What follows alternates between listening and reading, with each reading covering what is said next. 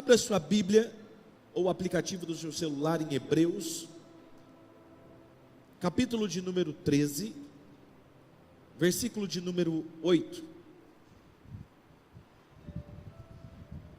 Hebreus, capítulo 13, versículo 8.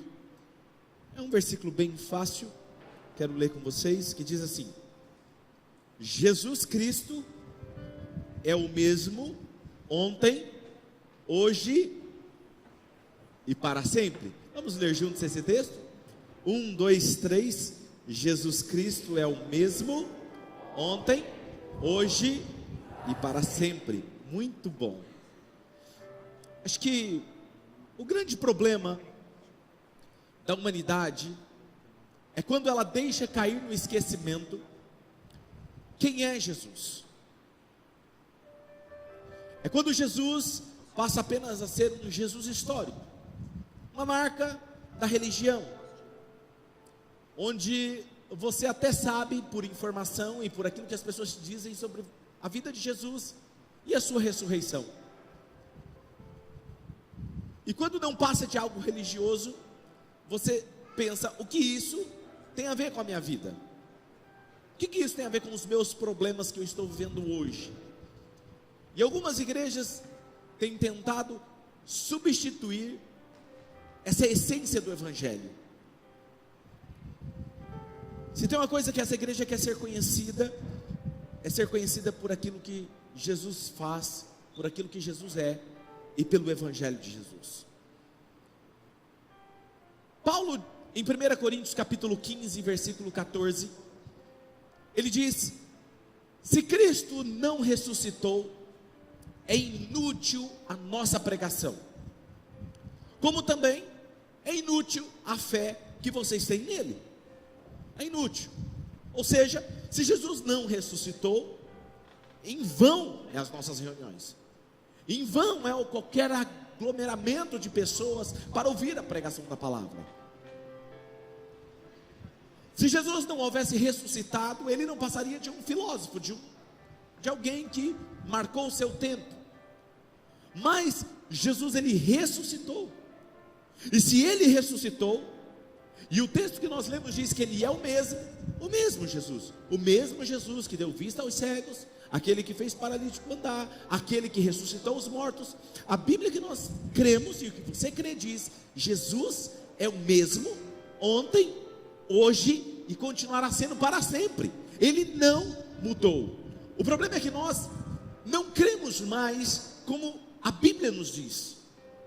E Paulo, sabendo disso, ele disse em 1 Coríntios capítulo 2, versículo 4 e 5: a minha pregação, a minha mensagem, elas não consistem em palavras de sabedoria humana, de persuasão humana, mas elas se consistem na demonstração do poder do Espírito, para que a fé de vocês não esteja baseada em argumentos humanos, em sabedoria humana, mas ela esteja baseada no Evangelho do poder de Deus.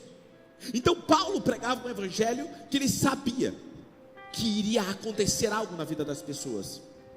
Ou seja, quando eu digo para vocês aqui que Deus, ele cura, que ele ressuscita, que ele vai mudar a sua vida, que algo grandioso vai acontecer essa semana, eu não estou falando isso para agradar o seu coração, eu não preciso disso. Eu estou aqui sabendo de uma coisa: o mesmo Jesus que me disse isso é o mesmo ontem, hoje e eternamente. É o mesmo Jesus que disse para Lázaro: sai para fora, Lázaro, e ele saiu. E se ele disse que a sua vida irá mudar essa próxima semana, é esse Evangelho que eu estou pregando para você.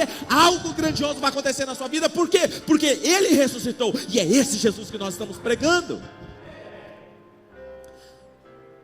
Agora, vamos ajudar a entender aqui algumas coisas. Quem é Jesus? Evangelho de João, capítulo 1, versículo 1 e 3, vai nos dizer que, no princípio, aquele que é a palavra estava com Deus, e era Deus. Ela estava lá no princípio, na criação de todas as coisas, e todas as coisas foram feitas por intermédio dele, e sem ele, nada do que existe se fez. Hebreus, capítulo 11, versículo 3, vai dizer que pela fé nós entendemos que todo o universo quer coisas visíveis e as invisíveis, foram criadas pelo poder da palavra. Quando Deus disse lá no jardim, lá no início, perdão, na origem de todas as coisas, Ele disse: haja luz, e houve luz. Que palavra que era que estava ali? Era a palavra que era o próprio Deus. E Ele disse: haja porção seca, e houve porção seca. Haja os seres vivos, e assim aconteceu. Conforme a palavra vinha, era declarada, enquanto o Espírito pairava sobre a face do abismo, ela trazia à existência aquilo que não existia. Ele chamava as coisas que não eram como se fossem. E essa palavra, lá no Evangelho de João, capítulo 1, versículo 14, não é fascinante esse poder dessa palavra? Criou todas as coisas. Aí essa palavra, lembra que uma vez eu falei isso em uma pregação? E agora eu vou soltar para vocês aqui. Eu não entendi a revelação de como Jesus tinha nascido da Virgem Maria. Eu acreditava porque eu acreditava, decidi acreditar porque eu tomei uma fé e eu acredito. Mas não fazia sentido para mim. E um dia eu orando, eu falei: Espírito Santo, o Senhor já me ensinou tanta coisa, o Senhor não pode abrir os meus olhos para entender melhor do nascimento virginal de Jesus? E Ele falou: é tão simples. E Ele me levou nesses textos, que diz que a palavra criou todas as coisas. Criou os céus, criou os planetas, criou as estrelas, criou a atmosfera, criou os pássaros, criou apenas com uma palavra, trouxe a existência. E você sabe que o nosso universo ele é complexo, mas tão complexo e tão perfeito, e ele se sustenta na sua perfeição. Essa palavra tem o poder de fazer qualquer coisa. E aí Ele me levou em João, capítulo 1, versículo 14. O que diz lá nesse texto? Olha o que diz: aquele que é a palavra, que trouxe à existência qualquer coisa, essa palavra fez o quê? Tornou-se uma semente no ventre de Maria. E aí eu entendi, porque não precisava de um homem, porque Ele era o único que poderia dar-se auto-forma humana dentro do ventre de uma jovem, para que todos soubessem que era uma ação divina. E Ele tomou forma humana, numa semente humana, e veio no ventre de Maria, e habitou entre nós, cheio de graça e de verdade. Então essa palavra tomou forma humana, e viveu como? Jesus. Quem é Jesus? A palavra, que é o próprio Deus, que criou todas as coisas. Aí você consegue imaginar Jesus andando pelas ruas de Jerusalém, de Nazaré, e Ele passando pelas ruas, e quando Ele encontrava alguém que estava doente ou com um problema, você acha que Ele ficava surpreso? Você acha que Ele ficava assim: puxa, será que eu vou conseguir mudar a vida dessa pessoa? Você acha que Ele ficava preocupado se alguém estava morto? Não, por isso que Ele falava assim: está só dormindo. Relaxa, calma, está só dormindo. Porque para Ele era o quê? Ele sustenta todas as coisas. Ele é a própria vida. Tem alguém aqui me ouvindo nessa tarde? Ele é a palavra. Então Ele não era pego de surpresa. E aí Hebreus vem em capítulo, que nós lemos, capítulo 13, versículo 8, vai dizer: esse Jesus que deu vista aos cegos, que mudou a história da humanidade, Ele é o mesmo ontem, hoje e continuará sendo para sempre. Então quando você entregou a sua vida para Jesus, você falou: eu creio, Jesus, vem viver em mim. Essa palavra toda poderosa, esse ser infinito, o Deus, o próprio Deus, tomou o seu corpo físico como habitação e veio viver dentro de você. Sabe qual é o nosso problema? A gente vive como se Ele não vivesse em nós. A gente vive como se a gente fosse um ser humano qualquer, mas a gente não é um ser humano qualquer, porque lá em João capítulo 1, se eu não me engano, versículo 10 ou 11, se não me falha a memória, vai dizer que nós somos aqueles que foram chamados filhos de Deus. Por que fomos chamados filhos de Deus? Porque não existe mais o velho Claudinei. O próprio Jesus vive aqui dentro. O próprio Jesus vive dentro de você. A palavra que criou todas as coisas vive dentro de você. Você é filho de Deus, amado por Deus. E isso era apenas para introduzir a mensagem. Eu preciso que vocês me ajudem hoje a pregar. Diga comigo assim: Deus é bom O tempo todo. Por que eu digo isso? Porque a religião, ela mata as pessoas, ela aprisiona as pessoas, e foi tudo que Jesus lutou contra. A religião diz que a pobreza, ela vem para purificar as pessoas. A religião diz que as doenças vêm para nos santificar, enquanto na verdade Deus nos diz outra coisa. Vamos dar uma olhadinha em Gênesis capítulo 1, versículo 28, quando Deus estava criando o ser humano. Quando ele abriu os olhos, que Deus soprou em suas narinas, e ele tornou-se alma vivente, a primeira coisa que ele ouviu do próprio Deus, sair da boca de Deus, você acha que seria importante o que Deus iria falar para ele? Sim ou não? Importante, né? Sabe o que ele disse? Frutificai e multiplicai-vos. A primeira palavra que sai da boca de Deus é frutificai. Diga comigo, frutificar.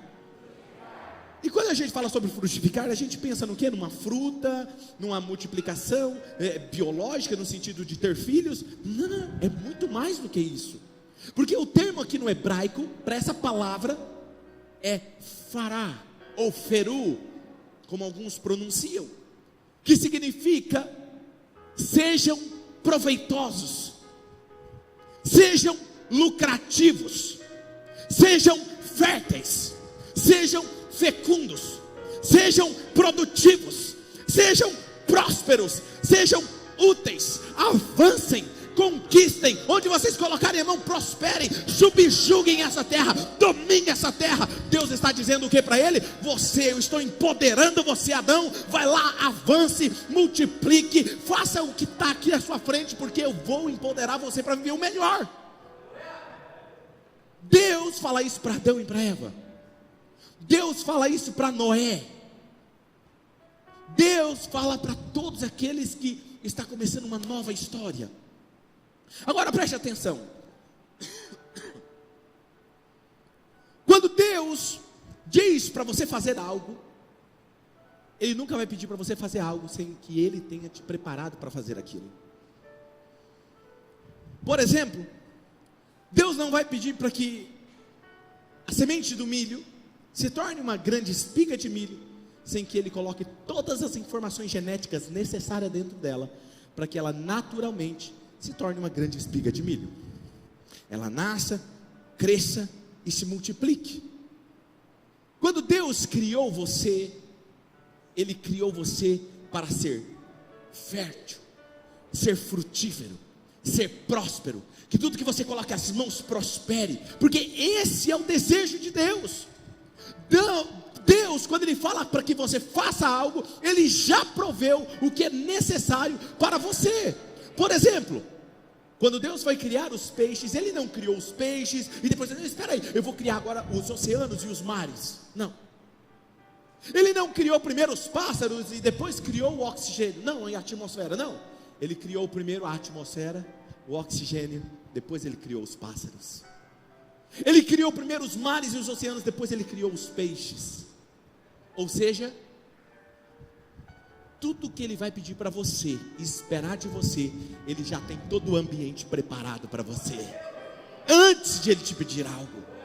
Quando o homem pecou, diz que Jesus já era o cordeiro que foi entregue desde a fundação do tempo, antes da fundação do tempo. Ele já era a solução para o pecado. Quando alguém ficou doente, Ele é a própria cura. Entendeu? Ou seja, Ele é a solução, e Ele é o mesmo ontem, hoje e será eternamente. E algumas pessoas, quando se fala sobre isso, algumas pessoas me perguntam, e eu encontrei um texto muito interessante que eu quero compartilhar com vocês. Em Lucas, capítulo 19, no versículo 11 ao 23, Jesus vai contar uma parábola, uma história.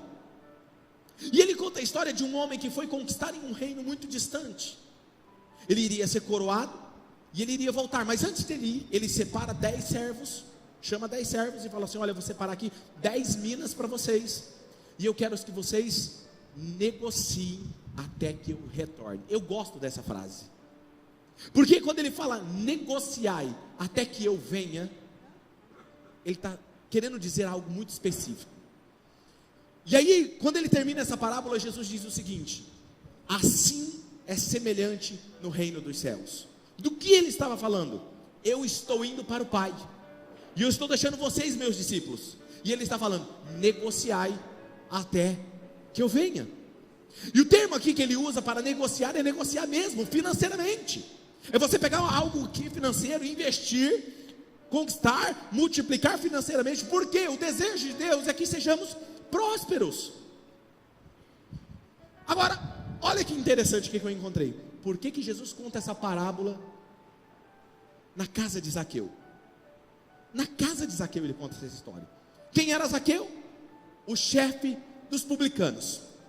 O chefe dos publicanos era quem? Era aqueles que extorquiam o povo judeu, extorquiam financeiramente e enriqueciam à custa dos impostos e enriqueciam o império de Roma. Ou seja, eu sou traidor do meu povo, então eu vou enriquecer-me à custa deles, e vou enriquecer o cofre também do império. Ok? Ok? Combinado? Ou seja, ninguém gostava dos publicanos. E quando Jesus vai até a casa de Zaqueu, você já conhece a história. Jesus senta com ele, Jesus janta com ele. Jesus não fala para ele que ele devia mudar de vida. Jesus não fala nada. Por isso que eu amo o evangelho de Jesus. Algumas pessoas falam: pastor, você não vai falar para aquela pessoa que ela precisa mudar de vida? Eu não. Sabe por quê? Porque quem convence o homem do pecado, da justiça e do juízo é o Espírito Santo. Eu não vou fazer o papel dele. Meu papel é o quê? Levar as pessoas até Jesus. Porque no dia que ela tiver um encontro com Jesus, ela nunca mais será a mesma. Zaqueu janta com Jesus e fala: Jesus, eu estou arrependido. O texto diz isso: Senhor, se eu extorqui, eu devolverei 4 vezes mais, e eu vou dar metade do que eu tenho para os pobres. Eu estou me despindo daquilo que eu fiz. Ou seja, ele entendeu que a forma que ele tinha se enriquecido, negociado financeiramente, estava errada. E aí o texto diz que Jesus diz o seguinte, você pode ler isso. Jesus vai dizer o seguinte: hoje chegou salvação nessa casa. Hoje chegou a salvação nessa casa. E ouvindo eles, olha o que o texto diz, e ouvindo eles, Jesus conta uma parábola. Onde que ele estava? Na casa de Zaqueu. E aí ele conta exatamente essa parábola, que ele fala que o homem foi, mas deixou e falou: olha, negociai, negociem, multipliquem o que eu dei na mão de vocês. E aí ele volta, e quando ele volta, um tinha multiplicado as 10 minas, o outro tinha multiplicado as 5, o outro tinha multiplicado, o outro tinha escondido. E ele disse: você deveria ter dado pelo menos para o banco, para eu ter os juros. O que Jesus está falando aqui para eles? Gente, não é pecado vocês serem ricos, não é pecado vocês multiplicarem as finanças de vocês, porque enquanto eu estou indo para o Pai, enquanto eu estou indo lá, prosperem aqui, mas prosperem da maneira correta, não como Zaqueu. Entendeu? É isso que ele está dizendo. Assim é no reino dos céus. A mesma coisa eu espero de vocês. Vocês foram criados para avançar. Deus, quem é o pai que quer ver o filho passando por dificuldade? Quem é o pai que quer ver o filho sofrendo? Não. Deixa eu te falar uma coisa: Deus tem muito para nos dar. Deus é o Deus do mais que suficiente. Deus é o Deus do mais que suficiente. Mas está cheio de gente que pensa assim: mas pastor, é que você não sabe. Eu acho que é fácil, pastor, para uma pessoa, para um empresário prosperar. Porque o empresário, ele já tem os clientes, ele tem uma empresa formada, né? Pastor, para mim é difícil, porque eu não tenho nenhuma casa. Eu sou um trabalhador, eu sou o cargo mais baixo na minha empresa. Ou o outro vai dizer: ah, pastor, mas eu sou doméstico, eu sou do lar. É mais fácil para alguém que já tem uma profissão. Ou talvez você me diga: pastor, eu tenho uma empresa, eu tenho um negócio. Pastor, mas o país está passando por uma situação difícil. Pastor, está difícil as coisas. Com todo mundo que a gente conversa, as coisas não estão fáceis, pastor. Eu estou dizendo algo para você: você pode prosperar, você vai prosperar, você vai frutificar. Sabe por quê? Porque José, quando ele estava na cadeia, vendido como escravo, ele prosperou na cadeia. Quando tiraram ele, colocaram ele dentro de uma casa, para cuidar de uma casa, ele prosperou dentro de uma casa. Tiraram José de lá, jogaram dentro da cadeia de novo, ele prosperou na cadeia de novo. Tiraram ele de lá, e Deus colocou ele como governador, e como governador do Egito, ele prosperou. Não importava onde ele estava, se era numa cadeia, num calabouço, se era numa casa, ou se era no governo, Deus fez ele prosperar. Por quê? Porque Deus quer fazer algo, não depende do que você faz, mas do que Ele pode fazer através de você. Não tem a ver com a capacidade de Deus te dar, porque Ele pode te dar muito. A questão é quanto você está disposto a receber dEle. Tem alguém aqui comigo?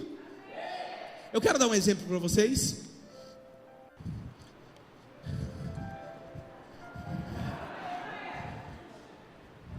Olha que demais isso aqui, gente. Eu amo ovo frito. Mas eu tenho uma história que diz: uma família estava comendo um frango muito bom. Era uma receita que passava de pais para filhos e assim por diante. E um dia, o marido tinha acabado de se lambuzar com aquela comida top, sabe aquela que você, nossa, pequei hoje, tem que se arrepender e pedir perdão, pecado da gula. Ele estava decidindo, amor do Senhor, meu Deus, demais esse frango. Mas meu amor, conta um negócio para mim. Por que você corta as pernas da coxa tão suculenta do frango? Você corta metade, as coisas mais gostosas você deixa fora. Era um tipo de frango. Ela falou, meu bem, eu não sei, mamãe que me ensinou.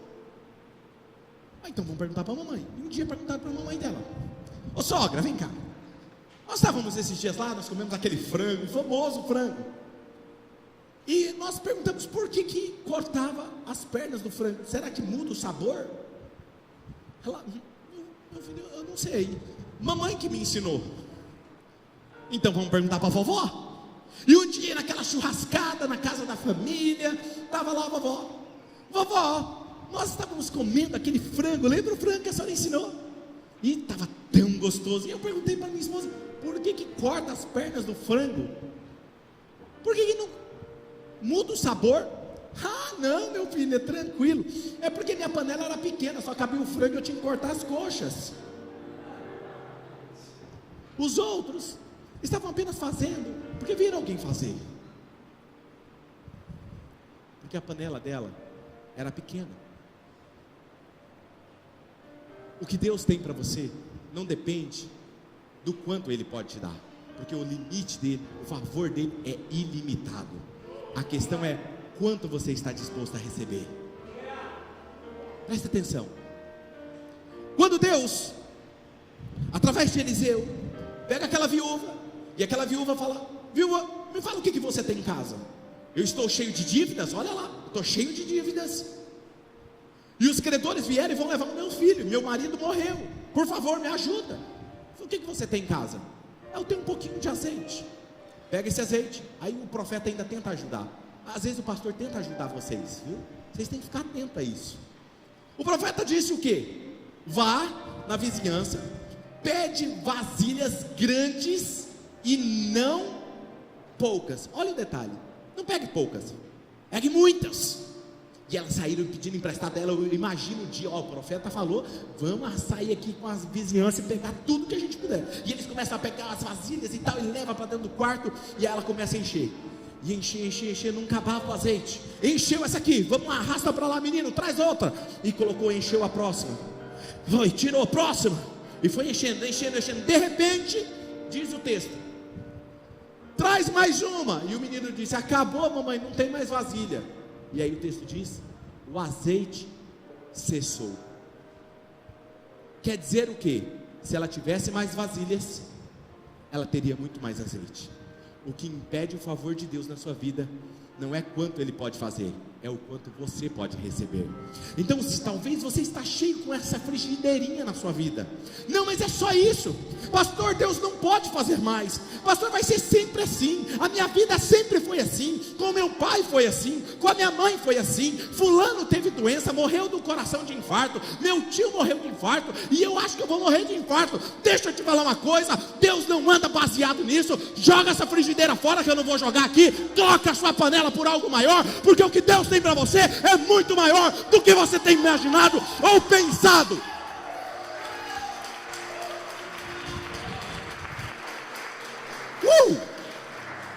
Deus, Ele tem muito mais. Ele é mais do que suficiente.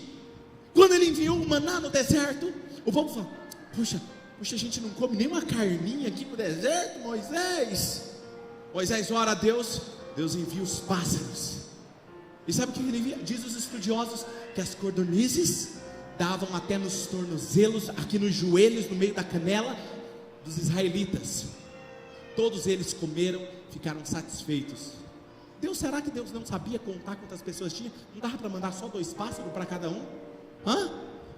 Não é que Deus não sabe contar, Ele sempre envia além. Amém? Pastor, e qual é a medida que Deus tem para nós? Eu gosto dessa frase, Lucas capítulo 6, 38. Essa é a medida de Deus para você: dei e lhe será dado.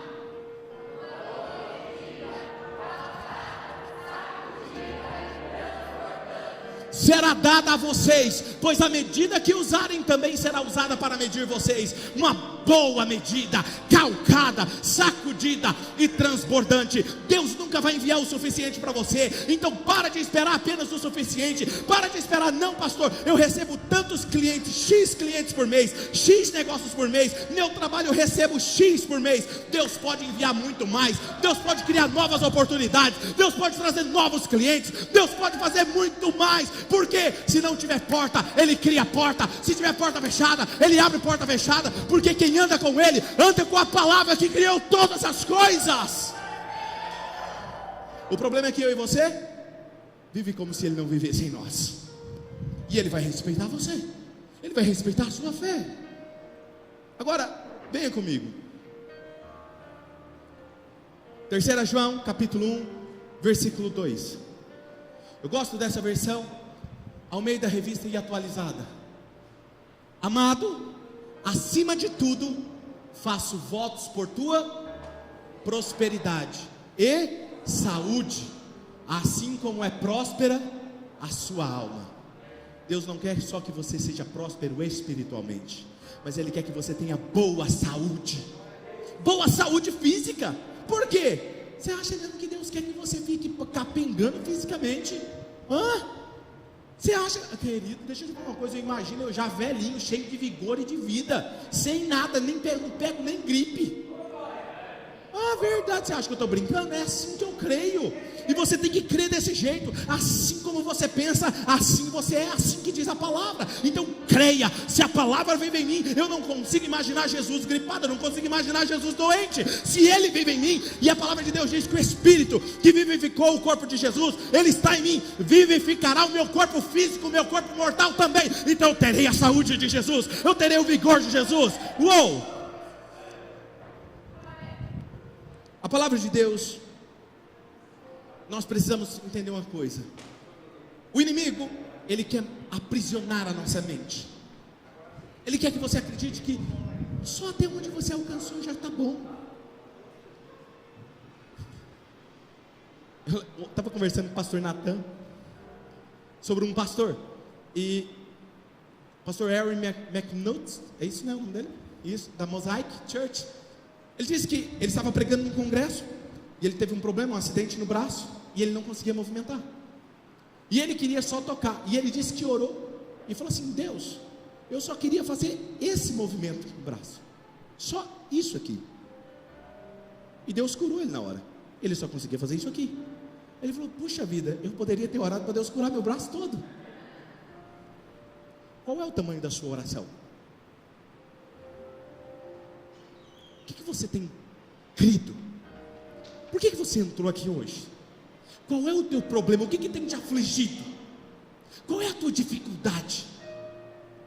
O teu Deus não é menor do que o teu problema.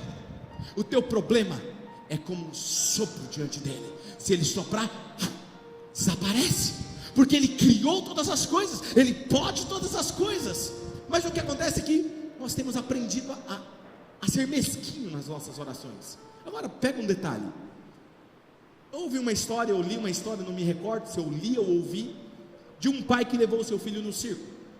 Chegando no circo, eles estavam fazendo algumas apresentações, e tinha um elefante, e o elefante estava preso a um barbante na sua perna, preso numa cadeira, e o elefante não saía dali, porque ele estava preso a uma cadeira. E você sabe que ele tem força suficiente para sair, arrancando até qualquer coisa dali que estava prendendo ele.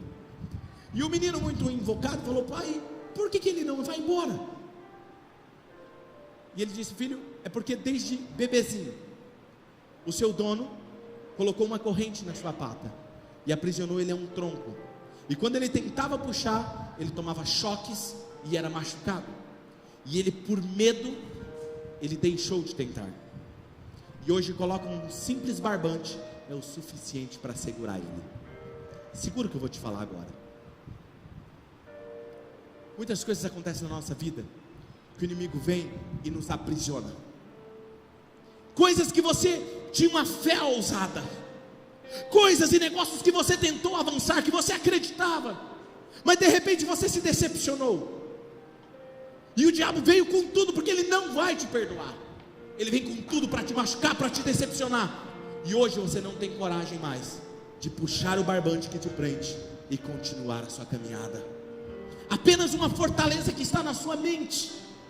Você ora pequeno, se satisfaz com o pequeno, se satisfaz com um pouco, enquanto Deus quer te dar muito mais, porque Ele é mais do que suficiente. Não, pastor, eu creio na cura. Talvez você me diga: pastor, mas o meu problema não é físico.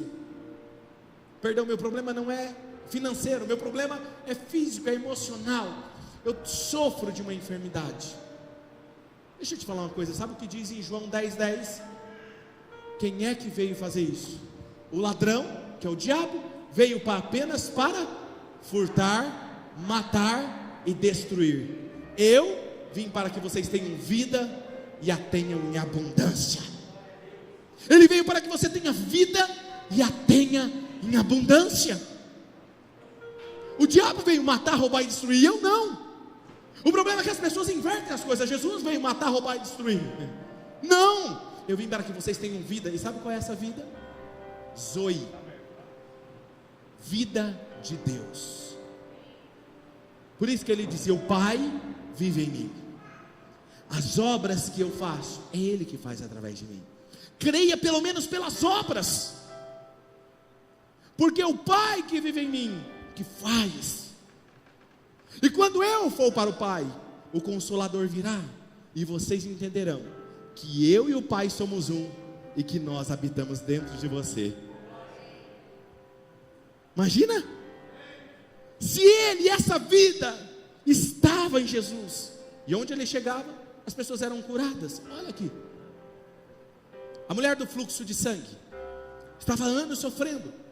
Aquela mulher que tinha hemorragia, ela era tida como maldita naquela época. Ela não podia encostar nas pessoas. Mas diz o texto que ela olhava para Jesus e dizia: então somente se eu tocar na orla das suas vestes, eu serei curada. Isso queria dizer o quê? Que ela já se enxergava curada antes de ela tomar uma atitude de ir até Jesus. E quando ela vai, ela toca em Jesus. E os estudiosos dizem que todo aquele que guardava os mandamentos usava uma túnica que tinha uma franja. E esse termo usado, orla das vestes, era atribuído a isso. Era uma barra usada embaixo na túnica, que era como se fosse uma franja, que tinha uns saquinhos. E nesses saquinhos era guardada a Torá, os 10 mandamentos, que era a palavra da época. E ela não toca na roupa, ela não puxa a roupa, ela toca na barra, na franja. E quando ela toca, Jesus para a multidão. Alguém me tocou. Aí Pedro fala assim: mas como assim alguém te tocou? Lógico que alguém te tocou, Senhor. Está todo mundo te empurrando. Não, alguém me tocou, porque de mim saiu virtude, saiu a Zoe do Pai, saiu a vida do Pai. E alguém foi curado. Quem foi? Talvez ela tímida: sou eu, Senhor. Talvez de joelhos: sou eu. Filha, a tua fé te curou. Tantas pessoas tocaram em Jesus naquele dia e não foram curadas. O que fez ela ser curada? O que fez sair a Zoe de Deus, extrair, tocar ela, o corpo físico dela? Porque a vida que trouxe, que a palavra diz, ele era a palavra e ele era a vida. Onde essa vida está, ela traz à existência essas coisas novas. Por isso que a Bíblia diz que o Espírito que vivificou o corpo de Jesus e ressuscitou é o mesmo que vivifica o nosso corpo mortal. Se essa vida vive em mim e eu creio nisso, nenhuma enfermidade vai ficar aqui. Vou ser curado. vai ser curado a mim, vai ser curado em nome de Jesus, porque a vida de Deus vai vir tocar e vivificar e me encher de poder. Uou!